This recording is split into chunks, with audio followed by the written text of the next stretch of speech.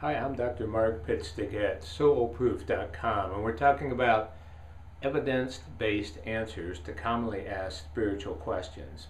And so one is, if we are indeed souls, and if there is an all-present, all-knowing, all-loving God, why is there so much suffering on earth? Seems like a reasonable question. Well, the short answer is, as Buddha said, two reasons: service and growth opportunities. Now, if that sounds a little glib to you, let's break it down a little bit, because it's okay to question this, especially if you're going through the suffering. First of all, recall that our time here on earth is but a blink of an eye in a span of eternity. So even though it seems like a really long time to us, it really is a nanosecond in the span of infinity. So that makes it a little easier.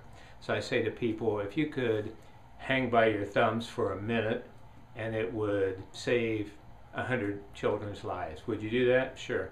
How about when you hang by your thumbs for an hour? Sure. A day? Probably.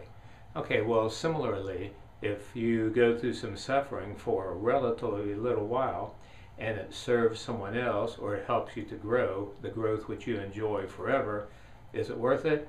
Yeah, if you look at it in that scheme of things. Dr. Viktor Frankl, MD, psychiatrist, survivor of Nazi death camps, wrote a book, Man's Search for Meaning, and he says, consider an ape that's being used for polio research. Now, the ape's being stuck repeatedly, and from the ape's perspective, it's all suffering.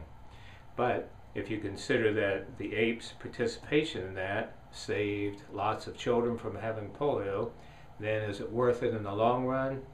Yeah, that's a different thing. And so it's a sort of long view we have to have when we look at suffering, and what I'm encouraging you to do.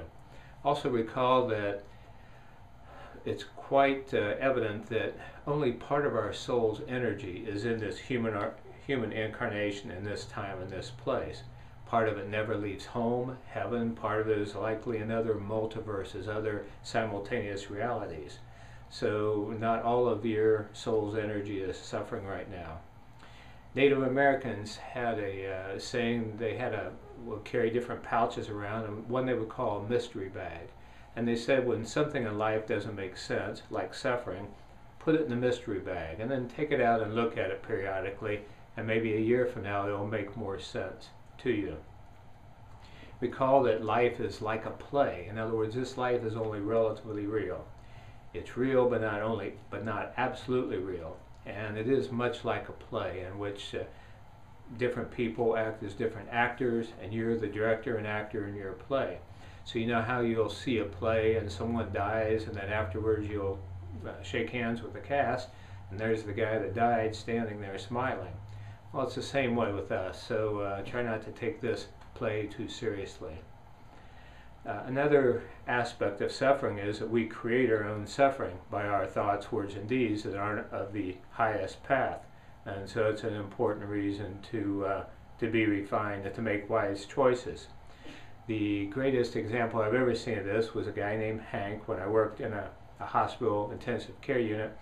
Hank's life was very tough, he thought, and he tried to kill himself with a shotgun. Put the barrel of the shotgun under his chin, pulled with his toe, but the barrel jerked forward, blew off his face.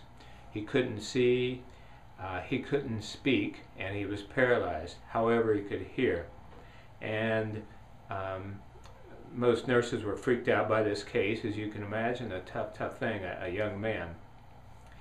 I was in there talking with him. I was in theology school at the time, and I was telling him that there had to be a rhyme or reason for this. There could be blessings. And he wrote on a notepad, as best a person who's recently blinded could, "God help me, I'm in hell." So there's a serious case of creating one's own suffering. So we'll talk more about this. Check our website, soulproof.com. Thank you for sharing this with others.